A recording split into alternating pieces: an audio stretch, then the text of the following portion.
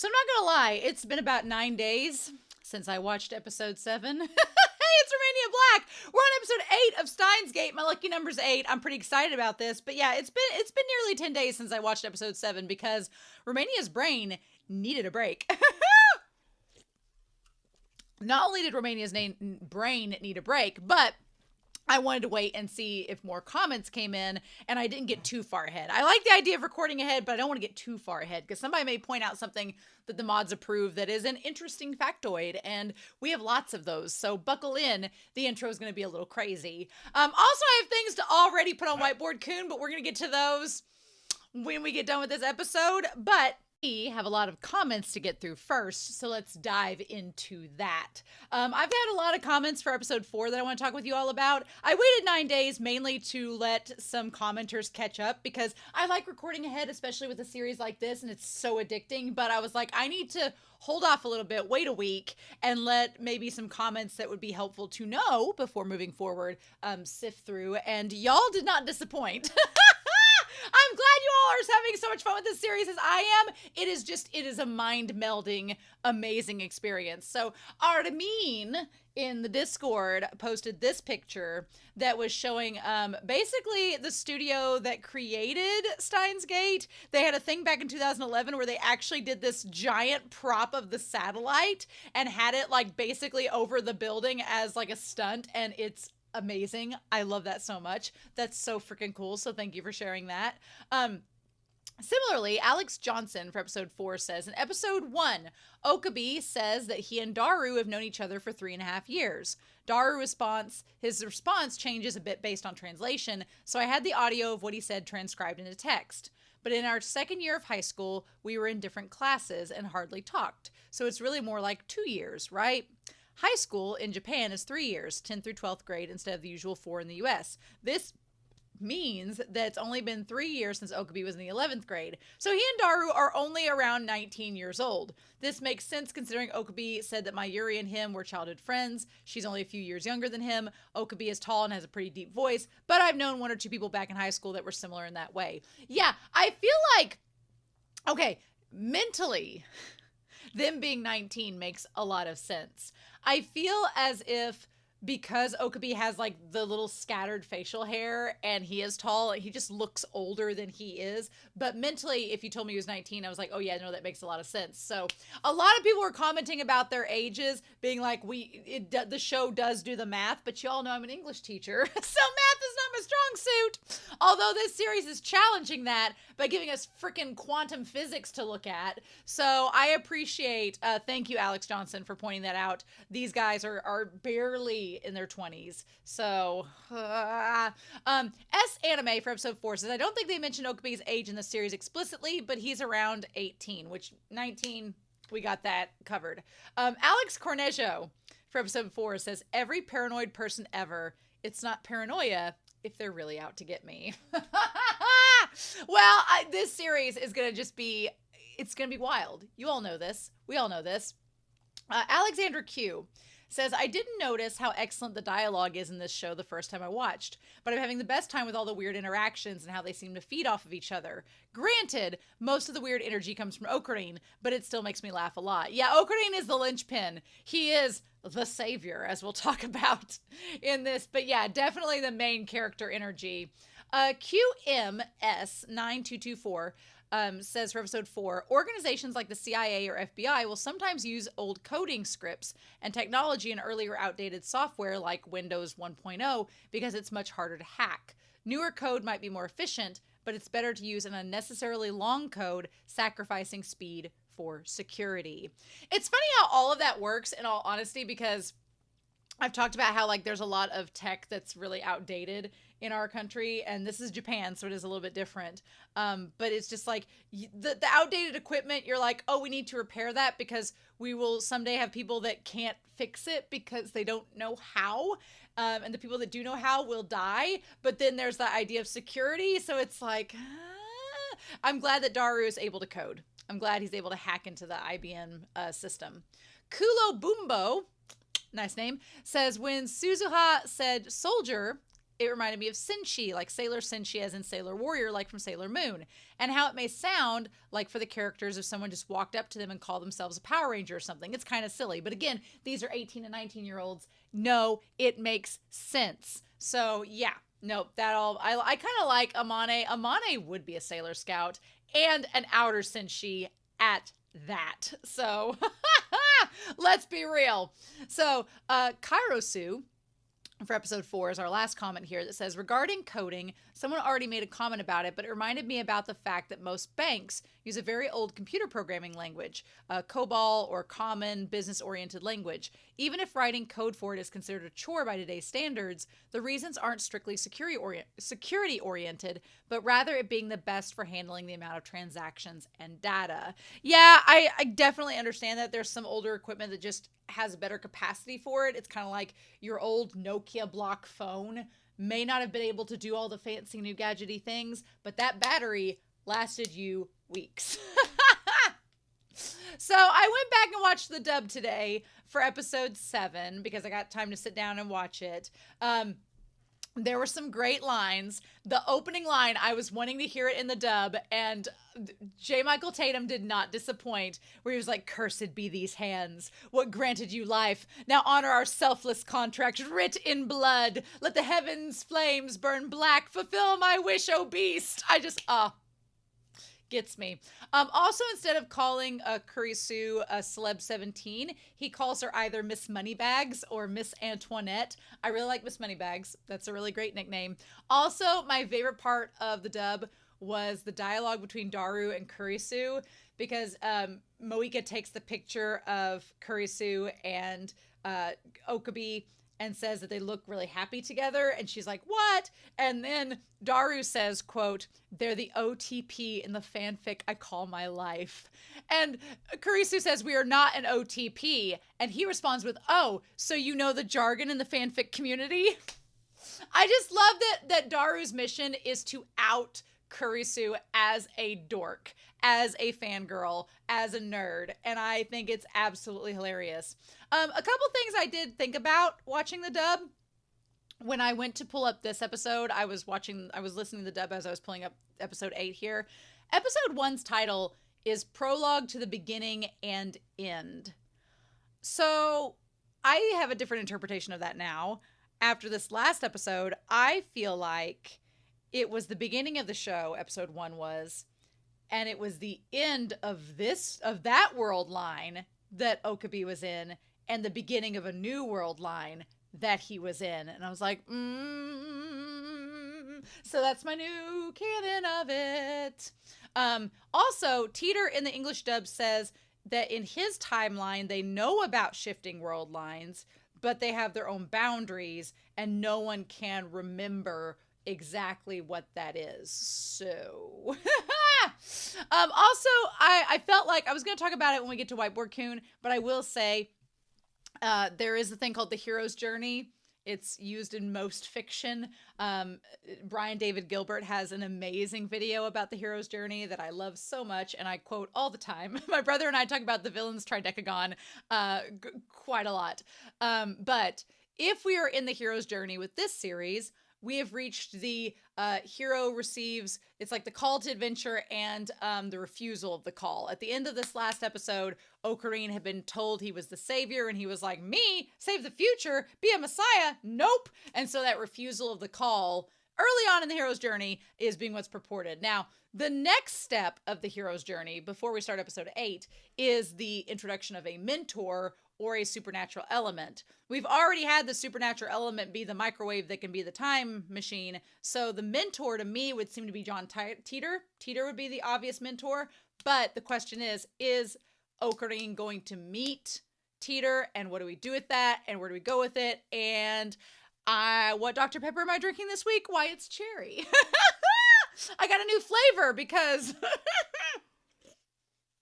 we went to a new world line. So we'll see. We'll see. But yeah, we're on my lucky number 8 episode. I'm super excited about that. So why not we get started? In any case, I've talked for 10 minutes. Thank you all so much for being so kind and so excited as I am Oh, the bug of Steins Gate has bitten me and I'm addicted now. So with that being said, we're not gonna waste any more time. We are gonna dive right into episode 8 of Steins Gate. And we're gonna do that here in 3, 2, 1, and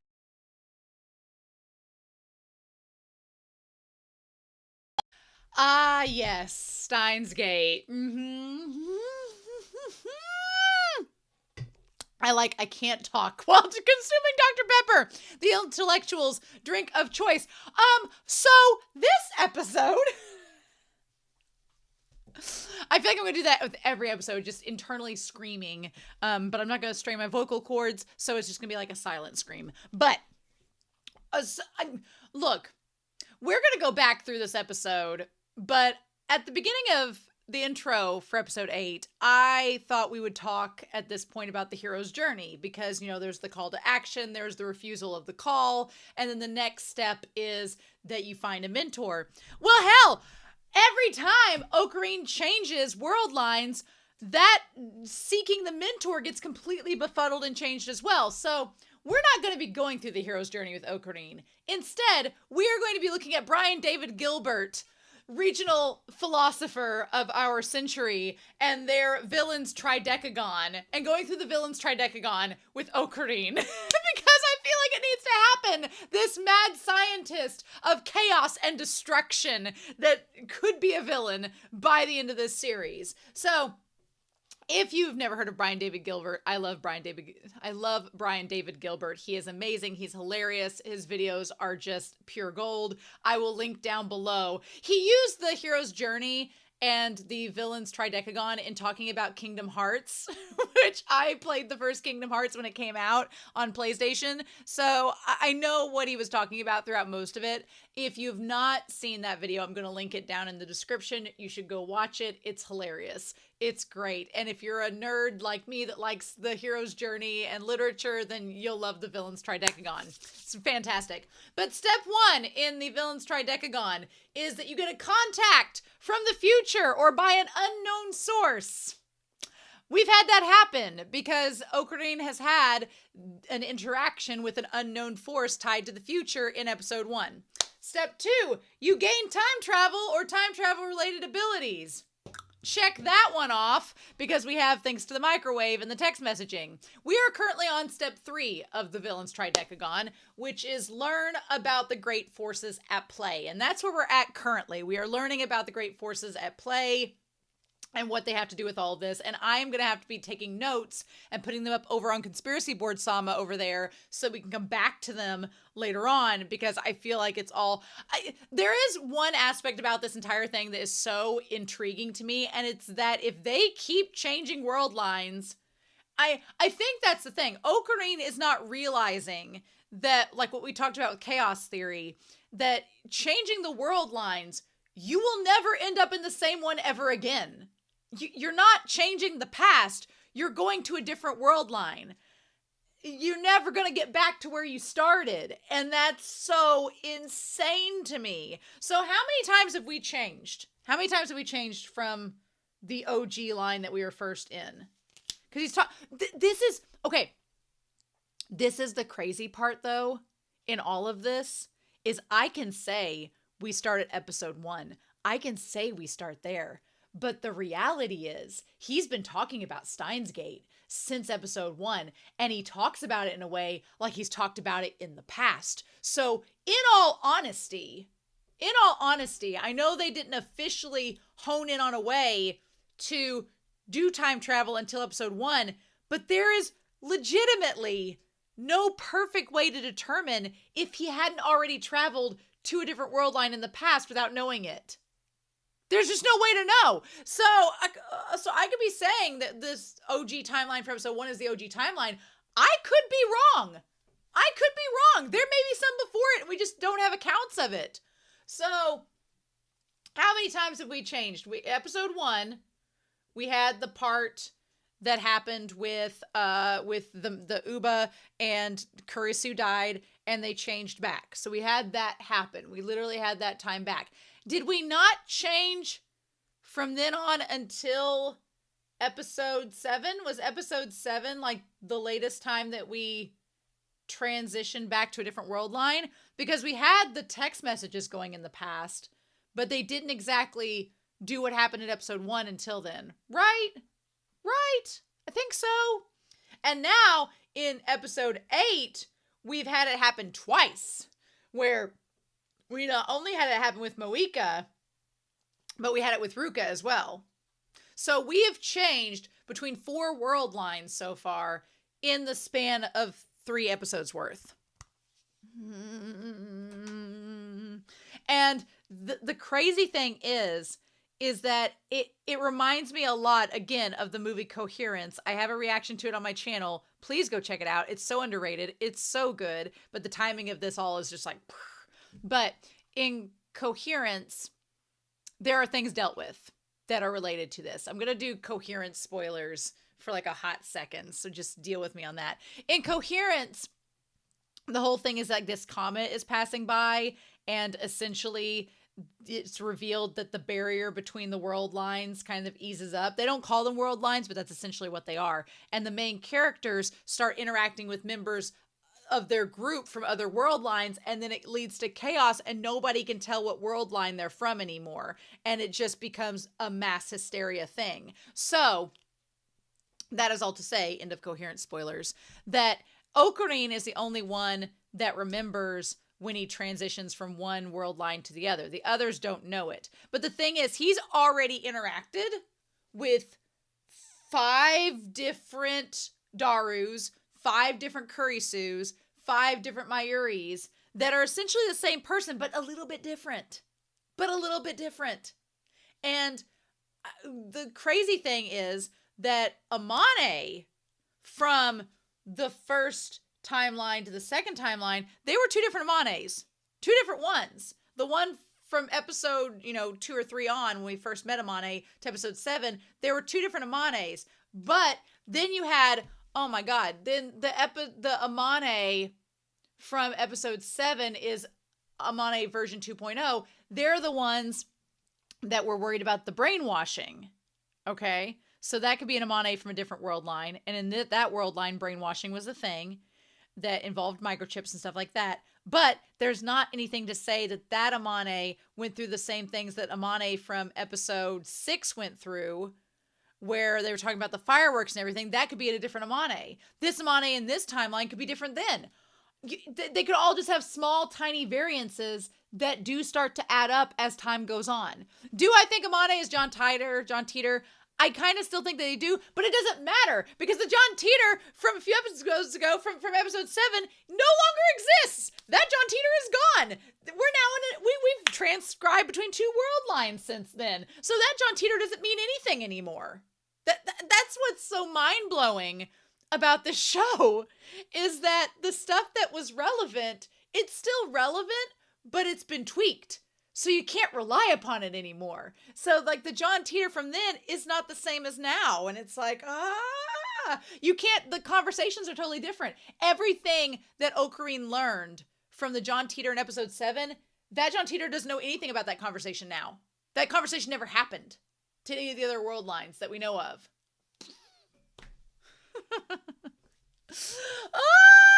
So anyway, let's start out. The opening of this episode, the thumbnail is going to be Okarin looking like a savage monster at Daru, like a mad scientist. That's going to be the thumbnail. I'm going to up the brightness so y'all can see. The animation of this opening sequence, the close-up of the eyes and all the shadows and everything in his face, and the laugh. If you've not seen Death Note... When did Death Note come out? Death Note came out before this, though, right? It did. Yeah, Death Note came out like 5 years before this series did. Miyano Mamoru got a lot of practice in Death Note. I'm just saying. Miyano Mamoru was like, oh, I get to reenact this same vibe of this character that I've done before in the past. Oh, okay, cool. I will say, though, from watching Death Note and loving Death Note, Light Yagami and Okabe are not the same character. That's all I can say. But these moments, I was like, classic Miyano Mamoru. Classic Miyano Mamoru getting to be a little bit crazy. I love it. And he's like, a messiah. a creator, a savior. I'm a mad scientist. I desire chaos and destruction. I like the idea of Okarin being this like Lucifer type character, which is interesting and intriguing to say the least. But yeah, so we're going to restart Operation Erd. The idea to change the past. And he's like, I'm against this. This morning you were helping me. And he's like, yeah, the D-mail has already changed the past. The world line has changed. But here's the thing. I don't think that that's it. I think that literally Steins Gate, I think that whenever he activates and the past changes, I think there is a literal, like, a gate in the time loop, which we've talked about previously. And Okarin's here. And I think that when the lightning and all the fizzle stuff happens, he goes through the gate, literally Steins Gate, and ends up not changing the past, but he was in, like, World Line A. Now he's in World Line B. And it's not that their memories have changed necessarily. It's not that that Daru and Kurisu's memories changed from that moment. He's talking to an entirely different Daru and an entirely different Kurisu with entirely different memories. So, and I don't think Okarin's processed that. I think he believes that he believes that what we talked about with chaos theory, what Okarin is under the assumption with is that he's in World Line A, and whenever he goes over, based on what Teeter's told him, whenever he goes over here, it's like A 2.0. Still World Line A, but just changed a little bit from what's happened, and that the memories now go with this world line instead of this one that doesn't exist anymore. Right? So that seems to be what Okarin thinks. And maybe that's what's happening. But I think, based on the chaos theory that we've talked about, is that Okarin he was going along, but now he went to World Line B. And World Line A is still going on. He's just moved over to a different one. It's not an altered World Line A that has changed because of his actions. He's literally migrated to a different world line. And maybe he'll realize that. Maybe he won't. I don't know. But I think that's what's happened. And Okarin is just like, he's the only one who remembers. I like these, like, Teeter told me I have a power. To prove it, we need to move the world lines again. The power to retain memories, even across world lines. The magic eye, reading Steiner. Oh my God. Instead of a reading rainbow, it's a reading Steiner for Steins Gate. I'm like, oh my God. I love that everybody, regardless of time of world lines, thinks that it's kind of lame. But his magic eye, I don't know. I mean, he's got evil villain, names, scenarios, things. So here's the thing. This episode is called Chaos Theory Homeostasis. So let's talk about homeostasis. So I put homeostasis up here, looked it up. In biology, it is the state of steady internal physical and chemical conditions maintained by living systems. So it's of optimal functioning of the organism and includes many variables, such as body temperature and fluid balance, being kept within certain preset limits called the homeostatic range, and other variables include pH balance, fluids, all these things.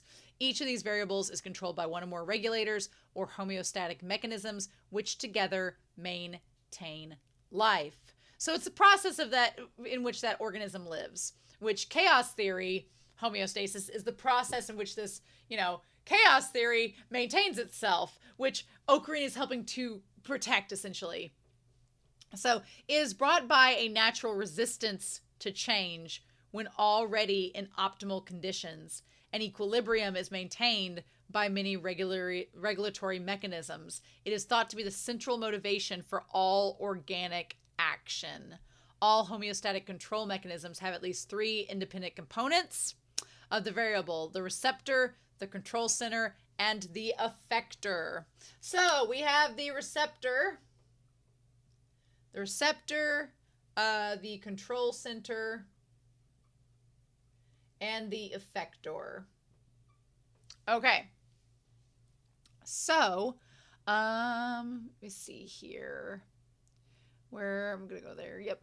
The receptor is the sensing component that monitors and responds to changes in the environment, either external or internal. Receptors include thermoreceptors or mechanoreceptors. Control centers include the respiratory center, and an effector is the target being acted upon to bring about the change back to a normal state. At the cellular level, effectors include nuclear receptors that bring about changes in gene expression,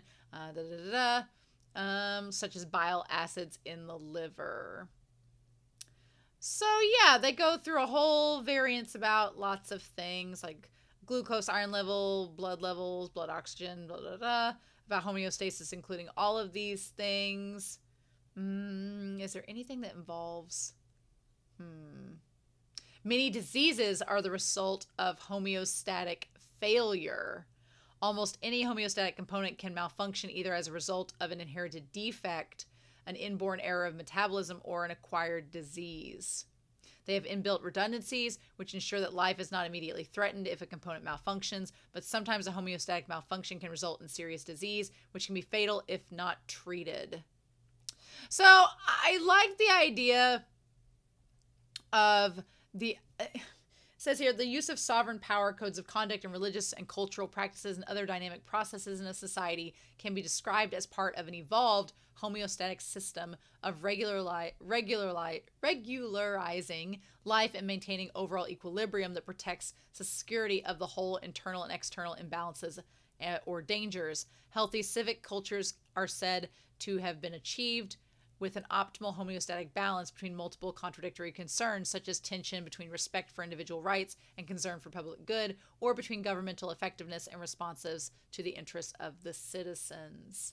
So I like this idea with chaos theory, that we have this idea of the world lines are all different. They never intersect. They are all basically...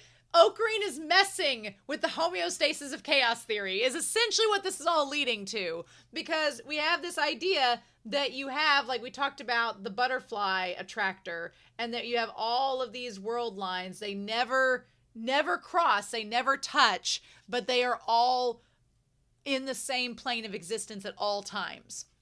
And then you have somebody like Okarin who is just like traveling through all of them and touching all of these different world lines and potentially disrupting the homeostasis of chaos theory is essentially what he's doing. And which, if his goal is to be a mad scientist and a destructor, then yes, you are absolutely doing what you're supposed to be doing, but that's not good. So I want to go back to this. So back to the beginning with this.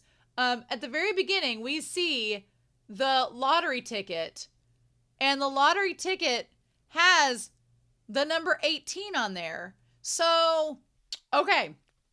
So I went back and looked to see what the lotto number in episode 7 was. It was 021219343537.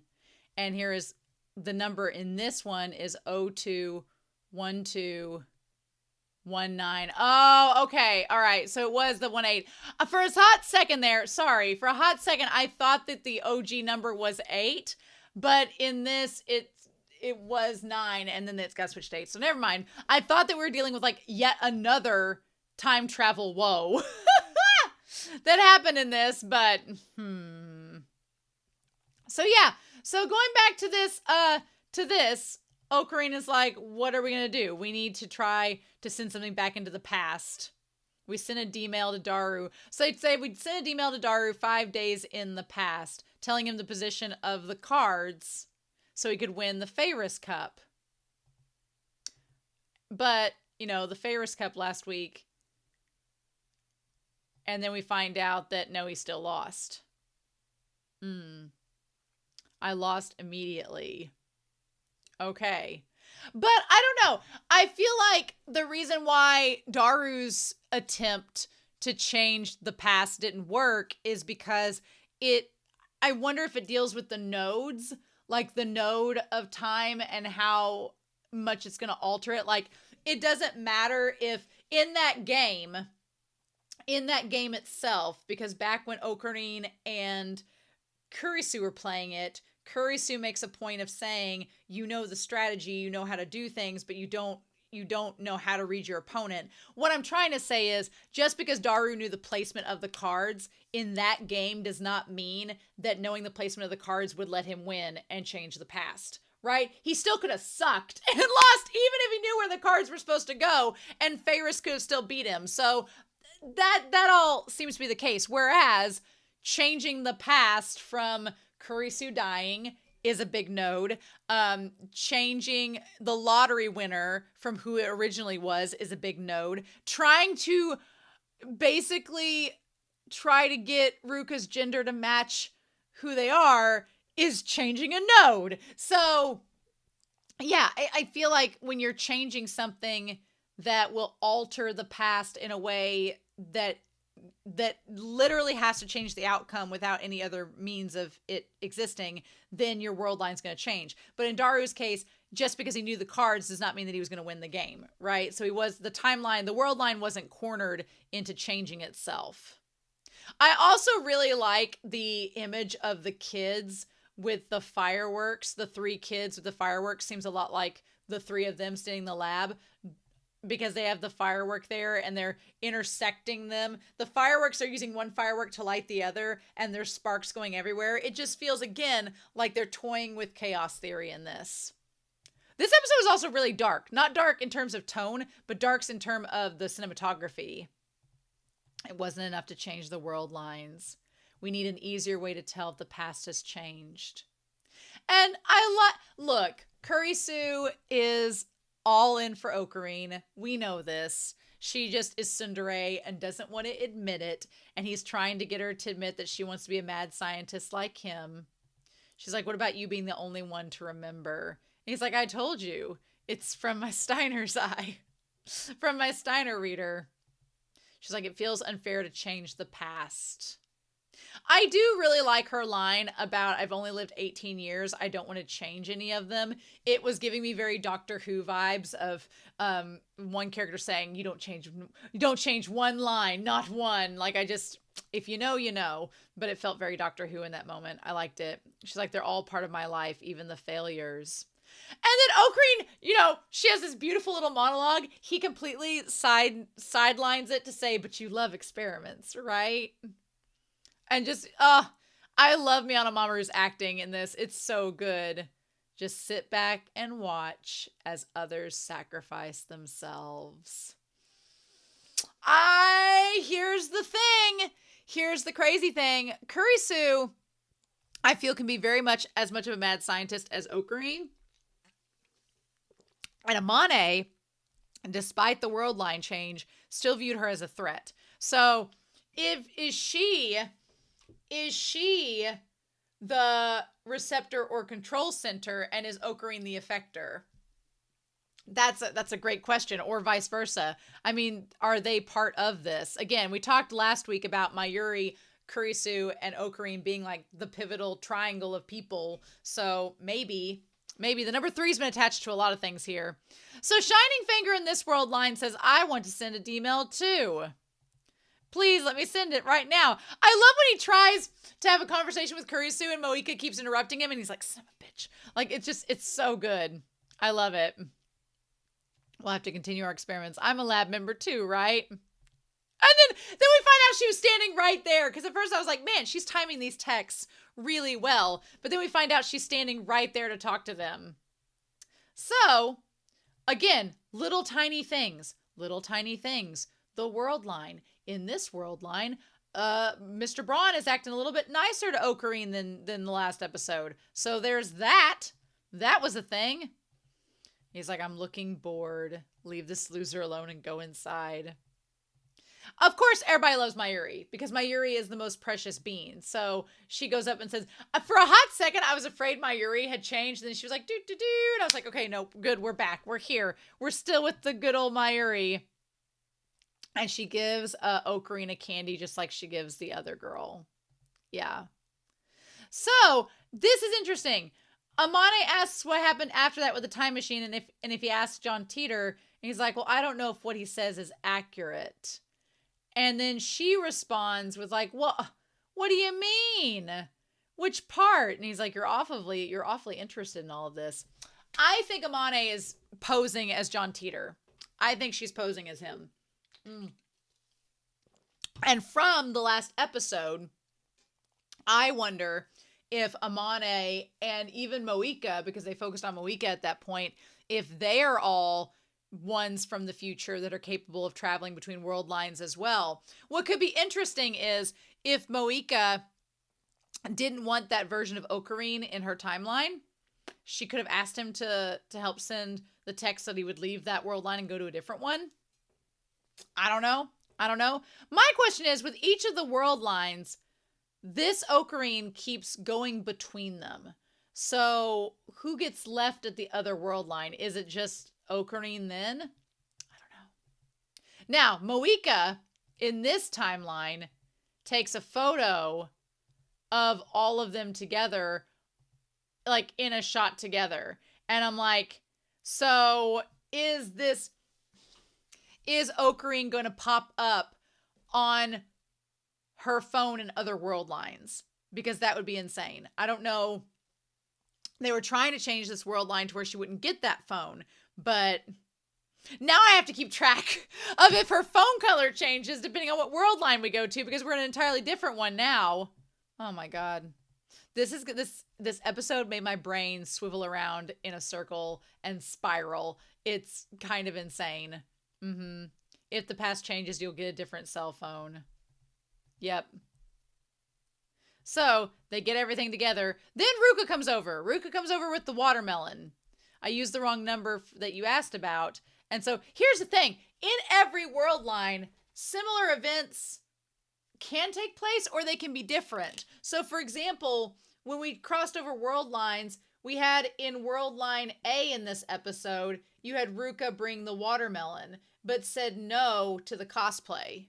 Then we had in world line B, Ruka was too afraid to bring in the watermelon because they heard about the whole thing with the time travel. But then they came in, did the cosplay, and that led to the conversation about their sex changing. So, but then in this world line too, in the original one, Moika's the one that sent the text message. But in this world line, not only did Moika not send the text, but they don't know her because she never came up to visit them in the lab. So things change between world lines. And I'm like, but is it going to be a constant that Amane is distrustful of Kurisu? If that is a constant, then we need to take note of that, because that might be something that is a problem.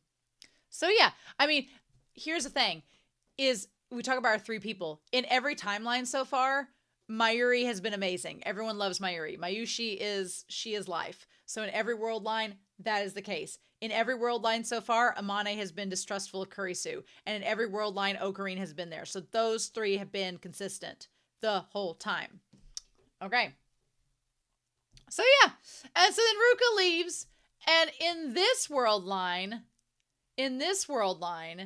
Mayuri's like, well, would you like to wear my cosplay sometime soon? And they're like, oh, I'm sorry, I'm not really into that. And like, oh, so you won't? I think you'd look great. And they're like, oh, bye. Which is interesting. So they weren't into wearing it at all. Now, in this other world line, they get forced to wear it, so it's a little bit different, but interesting. Okay. So they go back and change everything. Now, want to make note, the number changes. The number in this world line changed. And it said, when it stopped, it said 0.5. I'm going to write this one down. This one world line that we are in now was 523299 was the world line that we went into and changed. So yeah, that was the thing. Then they go back and they don't know Moika. At this point, insane. At this point, crazy. So he goes, now wait a minute, where's Shining Finger? And they're like, Shining Finger? And he's like, Japanese, do you speak it? Because he said it in English.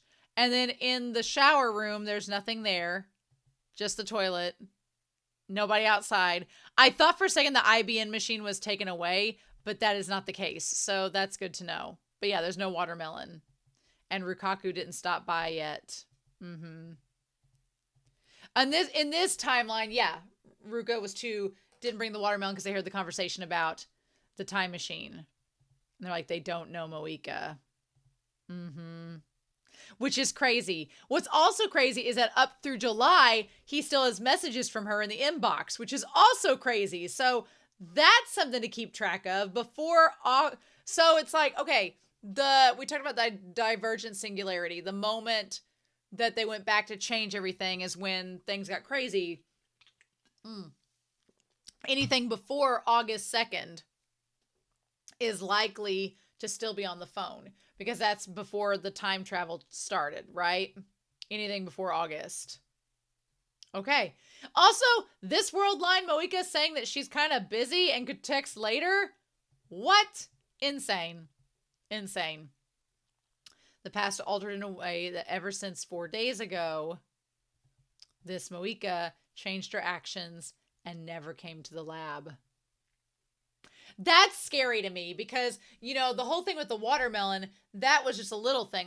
Like Ruka still ended up coming to the lab just at a different time with a different context. The idea that Moeka never came to the lab at all is that suggesting that this can snowball out of hand real quick. And I don't know what to think about that. I don't know what to think about that at all. That's really scary. I'm like, So yeah, he's like, I suppose so. And this time only you remember it. The reading Steiner. And I like that this version of Kurisu was like, I don't want to say it, but I guess I don't think you should call it. It sounds weird, but I'm saying it anyway. If I were Okarin, I'd be losing my mind because every time I changed world lines, I'd be talking to a different version of the same person with a different experience and different, like, the idea, this series builds up the idea that your experiences matter so much because it fundamentally decides your future actions and can change who you are. Oh my God. It's insane. So one thing that stands out is the Thinker statue. That has been featured several times in this episode. It is the man where he's doing this. It is in Okarin's office. It's on his shelf. And so I wanted to bring it up because I've noticed it a few times in this episode. The Thinker is, or Le Penseur is, which I said totally wrong. Be Happy's going to be so thrilled with my French. That was sabotaged and butchered in this episode by Auguste Rodin, is a bronze sculpture depicting a nude male figure of heroic size, seated on a large rock, leaning forward, right elbow placed upon the left thigh, back of the right hand supporting the chin in a posture evocative of deep thought and contemplation. The universally recognized expression of deep thought has made the sculpture one of the most widely known artworks in the world, the iconic symbol of thinking. Used to indicate philosophy and practice of contemplation or introspection. Rodin conceived the figure as part of his work, The Gates of Hell, commissioned in 1880. There are 27 other known full-size bronze castings of the figure, approximately 185. The origins, it was initially named The Poet and was part of a large commission that began in 1880 for a doorway surround called The Gates of Hell. Rodin based this on the early 14th century poem, The Divine Comedy by Dante, and most of the figures in the work represent the main characters in the poem, with the thinker at the center of the composition, over the doorway and somewhat larger than most of the figures. Some critics believe it was originally intended to depict Dante at the gates of hell, pondering his great poem. Oh, you have Okarin as this harbinger of chaos and destruction, representing a man who is at the gates of hell with Steins Gate. No connection at all. Ah! Oh my God. Okay. Yep. Absolutely insane. Well, that's terrifying. So that could be why we're bringing this statue up in this episode, because it's calling to the gates of hell. It's fine.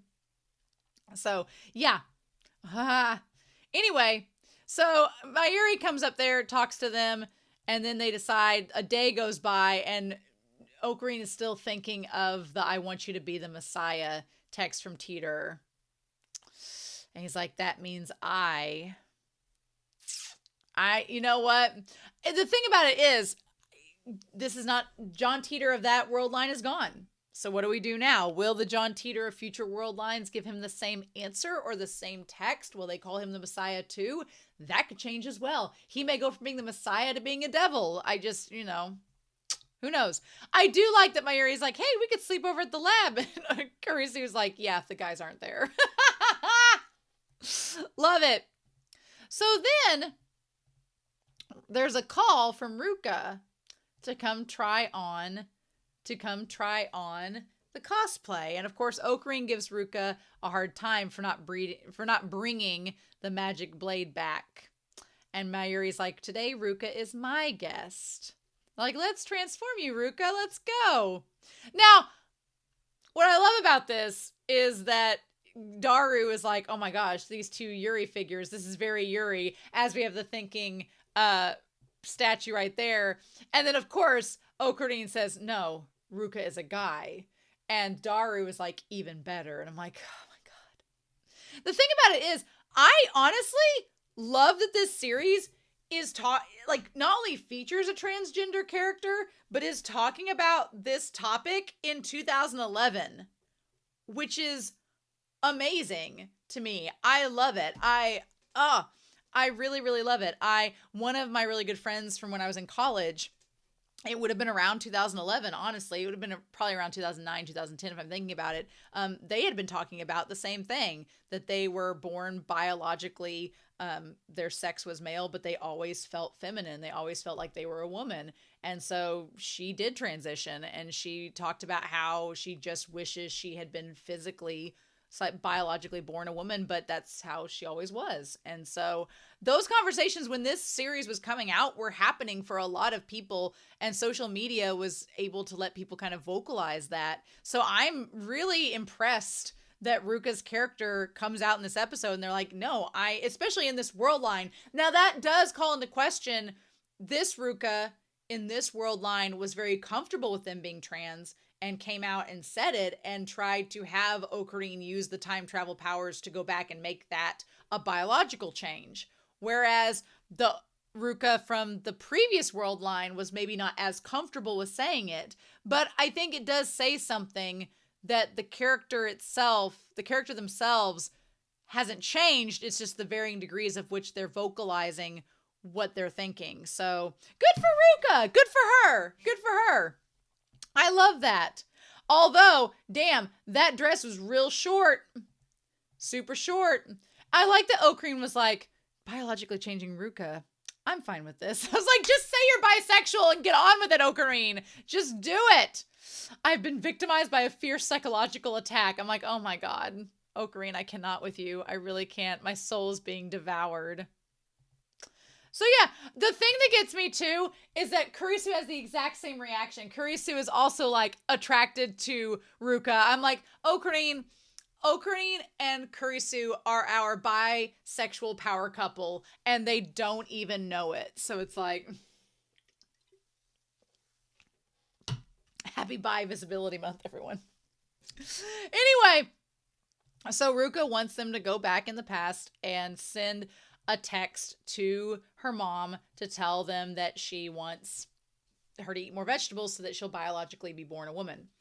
And this is the part where things get kind of crazy.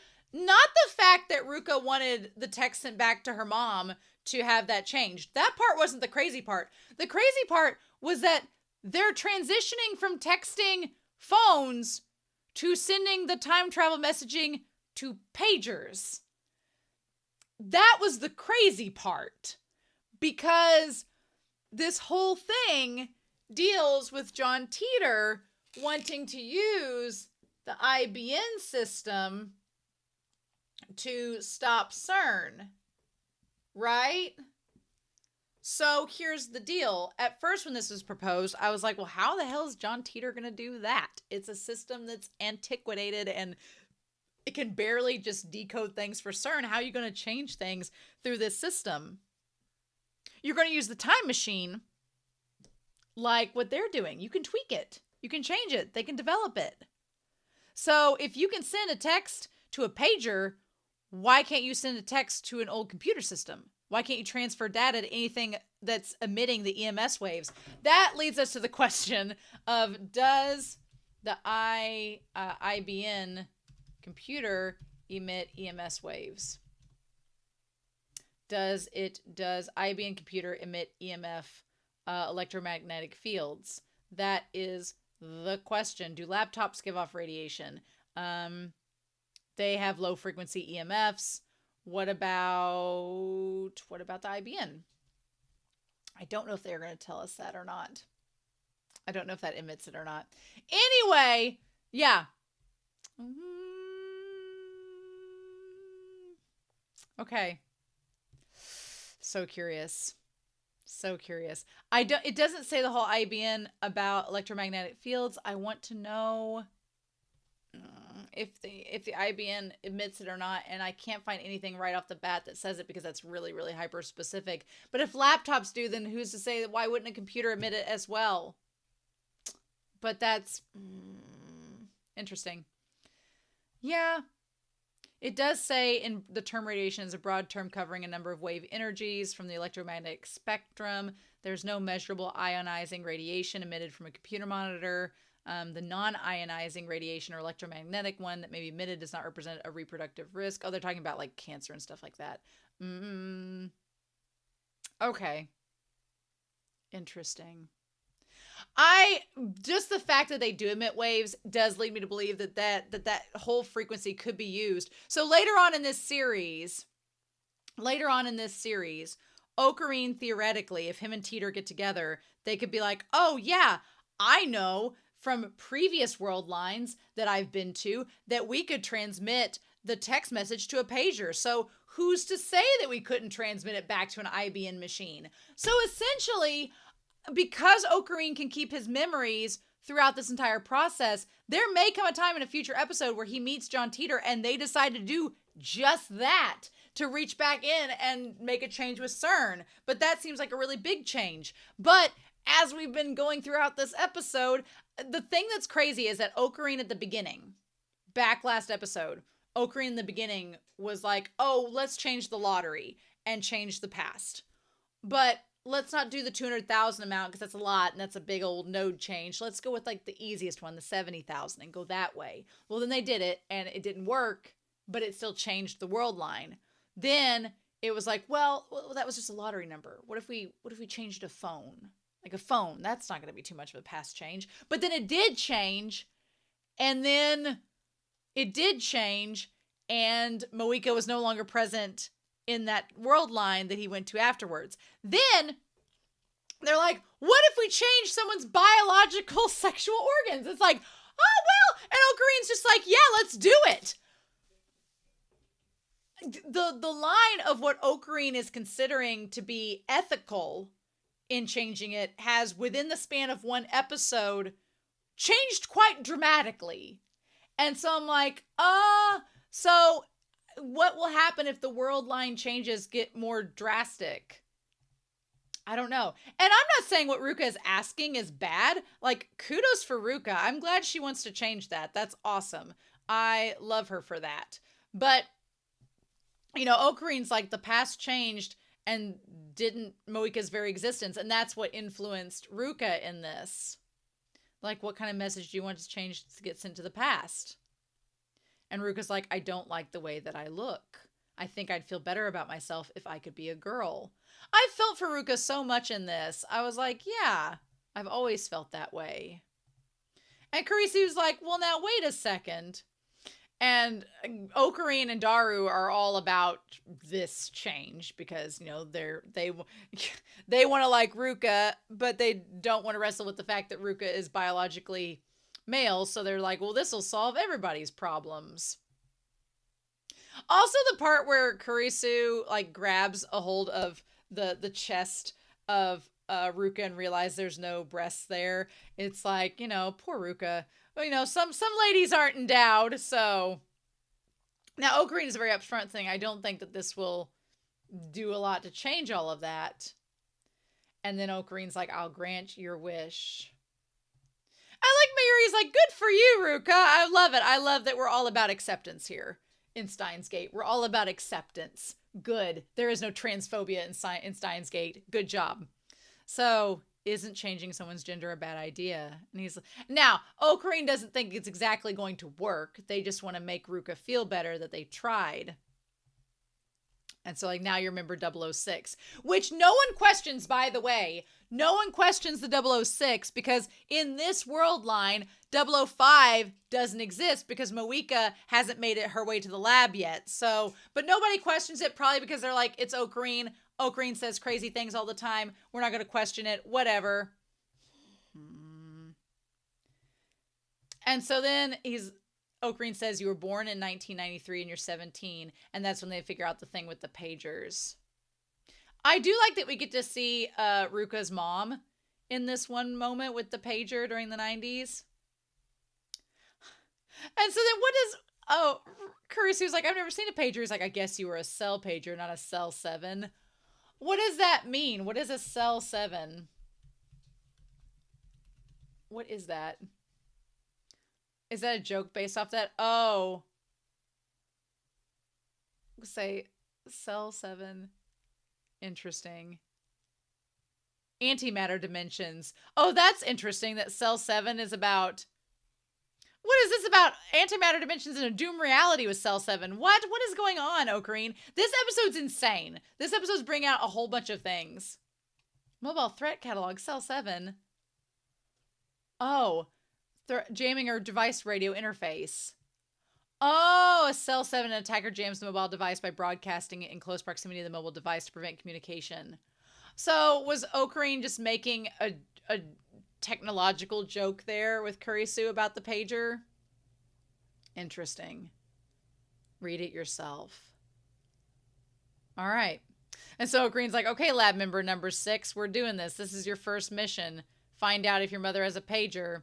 So it says we're now at August 6th. And it's nearly noon on August 6th. So we've gone in the last 2 episodes over the course of 3 days. So... like nearly a week has gone by since we started all this mess. So that's fun.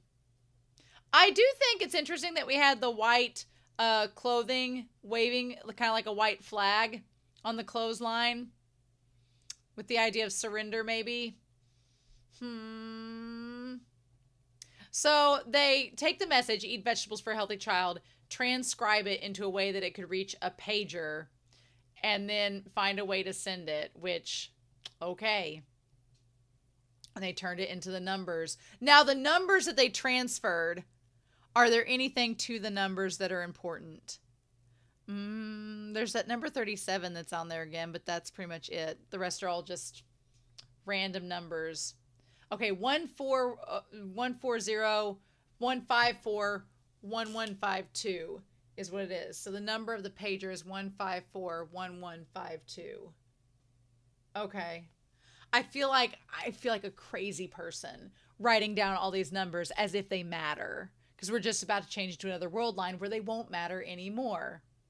And Dara was like, is this okay? And Okarin's like, don't worry about it. I've changed world lines 3 times now, so it doesn't matter. But you can tell he's kind of worried about it. Okarin is kind of having second thoughts, being like, do I switch world lines again?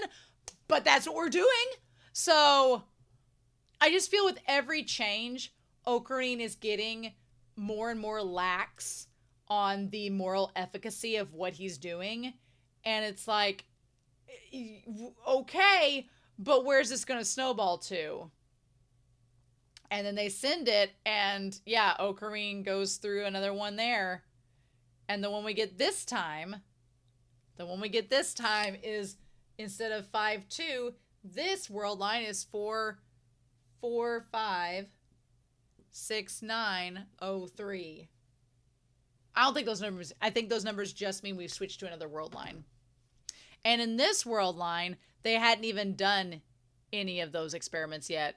Ruka is just there on the couch looking with Mayuri at the different like cosplay and outfits. And Ruka's like, oh, you think? Now, in this, you know, Okarin's like, did it work? Which, no, it did not work. It just changed. To our knowledge, which I kind of like that. Because here's the thing, like, It's difficult to ask if Ruka became a girl. But, you know, you could get into whole discussions about identity and gender and how you identify yourself. Like, do I identify as male or female? How do you feel as a person? Like, you know, for a trans person, it's a very complicated and loaded question. I am not transgender, so I'm not the person to speak on behalf of anybody that is. But I kind of, what I want to say is I appreciate Steins Gate didn't biologically change Ruka because Ruka is Ruka, right? And so I like that regardless of how Ruka wants to identify, that has stayed consistent over the world lines. So it's hard to articulate what I'm trying to say, but I do appreciate what Steins Gate has done in terms of that, and to introduce Ruka as a character that, you know, is identifying as trans. I love that. So yeah, and he's like, this failed. And then Kurisu's like, what kind of perverted thing are you imagining? And then Mayuri even says, geez, Okarin, for Mayuri to say that. Can't take my eyes off you for 2 minutes. And Daru's like, I'm not a pervert, I'm a perverted gentleman. So the world line changed. Something happened. But what? So everybody's there talking. We don't know about Moeka and Amane again. Everything looks the same in the apartment. And they're like, but what? And then we cut to this hourglass with blue sand in it. And it's like, but what changed? Ooh, 'tis the question. 'Tis the question. Now, what could the hourglass with the sand equal? Does it equal the life of Okarin?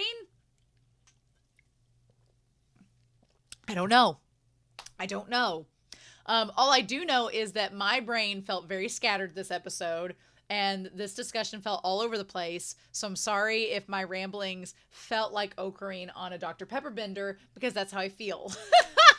But yeah, so we're in the midst of the villain Tridecagon. I don't like where this is headed, because I feel like Okarin, in wanting to experiment, is going to get deeper and deeper into this. His standards of what should change is going to get more and more lax. And right now, you know, at the start with the lotto numbers, nothing really changed. Nothing really snowballed that was noticeable. In the episode, this one, when we changed the world lines with Moeka, the change was pretty significant. Like, they didn't remember her, and she'd never been to the lab. So all those photos taken, those memories, things like that, unless that comes up in a later episode, that's all gone. Like, those don't exist anymore. Which I'm wondering at one point if he figures that out and what that's going to mean. But then, like, the change in this episode, we don't know right from the onset what has changed and what's different. But I feel like the bigger the change that happens, the more consequences can result from it. And that worries me a lot. So anyway, I've talked for nearly an hour about this episode. I'm really excited to hear your thoughts down below. I hope you all have a wonderful week. Please stay safe, take care, and yeah, I'll be back real soon with episode 9 of Steins Gate. Bye.